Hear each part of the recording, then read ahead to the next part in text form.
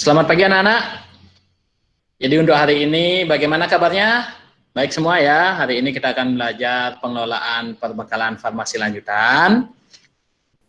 Untuk memulai pembelajaran hari ini, mari kita berdoa menurut keyakinan masing-masing. Berdoa mulai. Berdoa selesai. Ya, terima kasih Suryana sudah memimpin doa. Mudah-mudahan selama pembelajaran ini kita berjalan lancar dan tidak ada hambatan dan masih dalam keadaan sehat. Membahas setelah Bapak cek link kehadirannya, kalian sudah mengisi. Dan untuk topik yang kita pelajari hari ini adalah penyimpanan, pendistribusian, pemusnahan perbekalan farmasi dengan kompetensi dasar. Pengetahuannya menganalisis perbekalan farmasi di apotek dan rumah sakit. Keterampilannya melakukan pengelolaan perbekalan farmasi di apotek dan rumah sakit. Siapkan perangkatnya. Silakan masukkan kode yang tertera di layar pada aplikasi mentimeter.com. Waduh, hebat sekali ya, 14 orang semuanya benar. Selanjutnya, materi teman sebelumnya.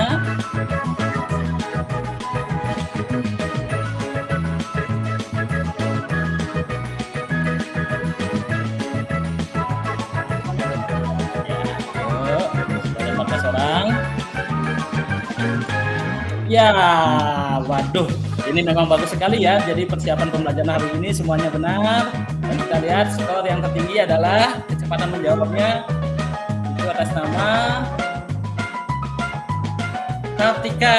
Ya, selamat buat Kartika ya. Kalian luar biasa semua untuk Kartika. Berarti tanggung jawabnya, kemandiriannya, sikapnya luar biasa, sangat baik ya. Selama pembelajaran 60 menit ini kita pelajari dengan model pembelajaran problem based learning. Peserta didik mampu pertama menganalisis sistem penyimpanan perbekalan farmasi, sistem pendistribusian obat, prosedur pemusnahan obat di apotek dan rumah sakit dengan benar sesuai SOP setelah studi literatur melalui internet, diikuti diskusi, menjawab soal pada Mentimeter dan mengerjakan soal pada Google Form. Untuk keterampilannya secara kolaboratif dan terampil mengkomunikasikan data penyimpanan dan data penulisan kartu stok, solusi permasalahan distribusi obat, data rekap kadaluarsa dan rekomendasi kontrol persediaan obat di apotek menggunakan media PowerPoint dengan percaya diri di depan kelas setelah studi literatur dan mengamati video demonstrasi oleh guru. Untuk penilaiannya yang pertama ada pengetahuannya dengan tes tulis pada akhir menggunakan Google Form. Untuk sikapnya dengan observasi ya, selama pembelajaran akan dinilai terkait dengan sikap kemandiriannya, sikap tanggung jawabnya, sikap kerjasama dalam tim kelompok, dan yang terakhir adalah sikap percaya diri. Dan untuk keterampilannya adalah dengan presentasi kelompok dan LKPD. Baik anak-anakku semua, mari siapkan LKPD-nya. Bagaimana perumusan masalahnya? Bapak berikan waktu 1 menit. Ya. Bagaimana agar tidak terjadi kesalahan dalam penyimpanan obat? Bagaimana strategi apotek untuk mencegah pembelian obat keras tanpa resep dokter oleh pasien sehat? Bagaimana kegiatan kontrol kadaluarsa yang dapat diterapkan di apotek? Untuk Suta sangat baik menyampaikannya dengan rasa percaya diri, intonasinya jelas, artikulasinya juga jelas. Oke ya. Selanjutnya yang lainnya jangan berkecil hati, nanti ada kesempatan yang lainnya yang jelas selama pembelajaran ini kalian harus aktif semua ya. Oke ya, tadi sudah dilakukan perumusan masalah, jadi untuk hari ini kita akan mengeksplor yang pertama bagaimana agar tidak terjadi salah penyimpanan obat, yang kedua bagaimana strategi apotek untuk mencegah pembelian obat keras tanpa resep dokter oleh pasien sehat, yang ketiga bagaimana kegiatan kontrol kadaluarsa yang dapat diterapkan di apotek. Baik anak-anakku semua, mari buka LKPD-nya dan diskusikan soal-soal pada forum Google Classroom. Ada 9 pertanyaan, silakan dicoba ya. Tapi sebelumnya kita simak dulu video berikut. Oke, anak-anak semua, mari kita menonton video. Adalah penyimpanan barang. Ya, silakan diamati. Amalia Pharma menerapkan sistem penyimpanan berdasarkan obat generik dan obat paten. Ini adalah obat generik Dan ada sistem alfabetis, artinya dari A sampai Z. Untuk di sini Bapak akan contohkan barangnya adalah vitamin B6 yang didapat dari Kimia Farma, satu botol obatnya ya. Vitamin B6-nya kita cek dulu, sebelumnya ada barang nggak? Oh ternyata ada. Kita ambil dulu. Terus kita cek kata stoknya, ada stoknya 20 tablet. Kita sudah cek stoknya ya, vitamin B6-nya ada 20 tablet. Nomor cek expirednya dan nomor batchnya. Oh ternyata expirednya bulan 9 tahun 2023. Barang yang kita terima bulan 10 tahun 2023. Berarti sistem yang kita gunakan adalah sistem apa? FIFO, first expired, first out. Di mana barang yang expirednya lebih dahulu itu dikeluarkan. Jadi penyimpanannya adalah seperti ini. Barang yang baru datang taruh paling bawah, barang yang lama taruh paling atas. Ketika ada yang membeli, langsung yang diambil adalah yang paling atas. Jangan lupa kartu stoknya direvisi. Oh, bagus sekali ya. Ini untuk Sari. Untuk nomor 4 terkait dengan cara distribusi obat apotek kepada bidan praktek mandiri. Jawabannya adalah berdasarkan SP sesuai dengan peraturan. Jadi kamu sudah mencari langsung literasi, mohon maaf, literatur melalui internet terkait dengan peraturan Menteri Kesehatan nomor 28 tahun 2017 tentang izin penyelenggaraan praktek bidan. Ini luar biasa sekali untuk Sari, sangat bagus ya, sangat baik. Untuk ini saya berikan apresiasi karena sudah mencarikan ini adalah nilai penugasannya itu adalah 85 untuk Sari. Oke.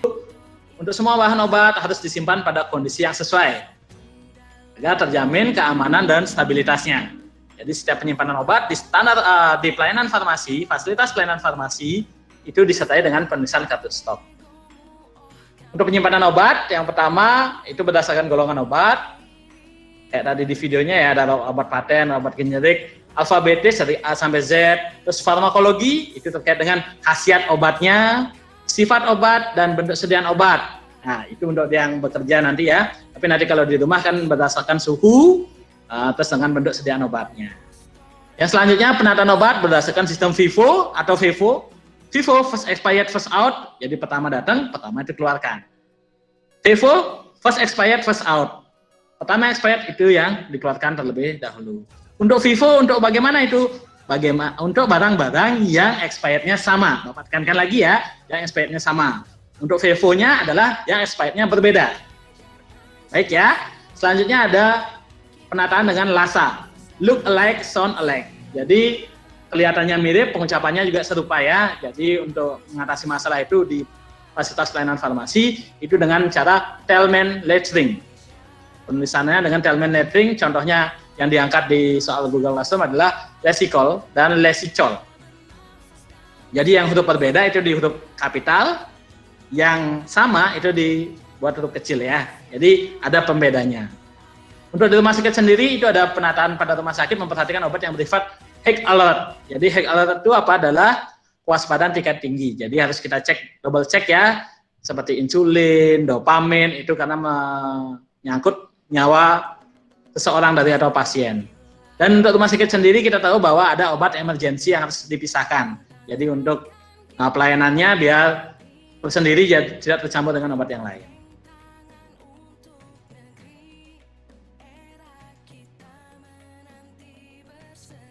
Selanjutnya untuk distribusi obat, untuk di apotek itu dengan resep dokter dan bukan resep dokter. Terus yang selanjutnya apotek itu dapat mengeluarkan obat kepada apotek lainnya, puskesmas, CVRS, klinik, dokter, bidan praktek mandiri itu sesuai dengan PMK nomor 9 tahun 2017 tentang apotek pada pasal 17. Dan juga untuk praktek bidan itu juga memang bisa diberikan terkait dengan obat-obat yang kemarin tadi sudah dibahas ya, berdasarkan peraturan praktek penyelenggaraan praktek bidan mandiri.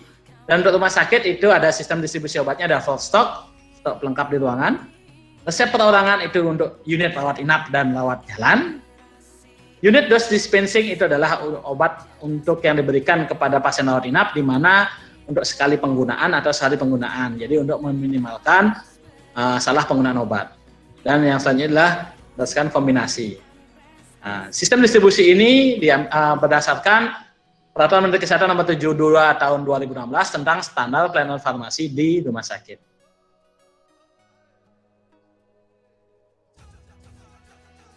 Untuk pemusnahan perbekalan farmasi, jadi obat kadaluarsa atau rusak harus dimusnahkan sesuai dengan jenis dan bentuk sediaan. Jadi Bapak ulangi, sesuai dengan jenis dan bentuk sediaan. Kenapa seperti itu? Karena di aturannya memang dibedakan. Jadi kalau jenisnya itu kan berdasarkan golongan obat. Jadi untuk obat narkotika atau psikotropika itu harus disaksikan. Jadi untuk di apotek maupun rumah sakit, berita acara pemusnahan obat itu harus dibuat oleh apoteker. Jadi ya, kalau rumah sakit kepala instalasi farmasi, kalau di apotek, apoteker pengelola apotek. Untuk obat golongan narkotika psikotropika disaksikan oleh dinas kesehatan atau kepala badan POM, staf pegawai. Jadi ada orang yang bertanggung jawab. Selanjutnya untuk selain itu bisa dengan staf apotek saja yang memiliki surat izin kerja. Dan tidak lupa berita acaranya dibuat lengkap 4. Untuk siapa saja? Yang pertama adalah Kepala Dinas Kesehatan Provinsi, Kepala Dinas Kesehatan Kabupaten, untuk Kepala Balai Besar POM, dan yang terakhir adalah untuk arsipnya. Untuk pengelolaan obat rusak dan kadaluarsa itu dengan cara yang pertama yaitu dengan PBF, yang kedua dengan pemusnahan. Jadi di sana ada soalnya di Google Classroom adalah paracetamol expired, bagaimana cara pemusnahannya. Jadi ada pembuangan pada saluran pembuangan air dengan catatan konsentrasinya diencerkan. Jadi obat tabletnya digerus, dicampurkan dengan air. Setelah itu sudah konsentrasinya sudah rendah atau tidak, konsentrasinya tidak tinggi lagi, baru dibuang di saluran air. Bagus sekali ya. Jadi kemandiriannya langsung memberikan jawaban. Kerjasamanya nanti ya Bapak lihat nanti pada saat pembuatan PowerPoint-nya. Bagaimana hasilnya nanti dari tim kelompoknya ya. Bapak rasa cukup diskusinya? Nah, sekarang Bapak minta untuk menyiapkan diri untuk presentasi. Pertama, kita lakukan pengisian pada form penyimpanan sediaan farmasi, di mana barang yang diterima yaitu Glimepirid 2 mg, termasuk golongan obat keras dengan bentuk sediaan tablet. Kemudian dilakukan penyimpanan dengan sistem FIFO atau per expire first out. Nah, di mana di sini obat Glimepirid 2 mg dengan nomor batch PM2550 yang lebih expired duluan yaitu 16 Desember 2023 ditaruh di bawah. Sedangkan obat Glimepirid 2 mg dengan nomor batch PM2551 dan expired date-nya 30 Desember 2023 ini ditaruh di bawah, dan tadi yang expired date-nya 16 Desember 2023 itu ditaruh di atas. Glimepirid 2 mg penyimpanan obatnya ya, kayak sudah bilang tadi sudah bagus sekali ya. Jadi Glimepirid 2 mg itu disimpan berdasarkan golongan obat keras, bentuk sediaannya tablet dengan menggunakan sistem FIFO, first expired first out. Ya. Nah, terus tadi sudah ditanggapi oleh temannya kapan menggunakan FIFO dan kapan menggunakan FIFO. Sudah memberikan jawaban juga sudah sangat jelas ya. Apabila kapan FIFO dan kapan FIFO. FIFO apabila expirednya sama, FIFO apabila expirednya berbeda. Oke. Untuk distribusi obat, kelompoknya Ratna sudah bagus sekali ya. Jadi terkait dengan konfirmasi OTG ya. Ini kan orang sehat yang beli. Jadi yang diberikan adalah vitamin dan obat anti nyeri. Kalau yang obat keras itu tidak diberikan karena harus dengan resep dokter. Terus ada pertanyaan, bagaimana ditanggapi oleh teman-temannya, bagaimana apabila yang beli itu OTG? Ya, Ratna sudah memberikan jawaban. Apabila OTG-nya itu langsung, kita minta konsultasi dengan dokter dulu, nanti setelah itu resepnya lewat telemedicine ya. Jadi obat resepnya itu dikirim melalui aplikasi, terus dikirim melalui ke rekanan, apotek rekanan, selanjutnya apotek rekanan delivery order ke pasiennya tersebut. Karena secara umum kita tahu bahwa OTG tidak akan mungkin keluar. Takutnya nanti orang sehat mengaku OTG untuk mendapatkan obat. Kita harus sendiri masa pandemi seperti ini ya. Oke, selanjutnya ada kontrol persediaan obatnya. Amoxicillin ada expirednya, jadi nanti dibuatkan berita acara pemusnahan. Terus disaksikan oleh staf apotek yang memiliki surat izin kerja, dibuat angka 4. Kesimpulannya yang pertama terkait penyimpanannya sudah tadi. Untuk distribusi obatnya kita tahu sendiri. Untuk di apotek ada resep dokter dan bukan resep dokter. Yang rumah sakit harus dengan resep dokter, kadaluarsa dulu direkap, setelah itu obat yang dimusnahkan itu dibuatkan berita acara. Formnya dikerjakan, Bapak berikan waktu sampai jam 3 sore. Terima kasih sudah memimpin doanya.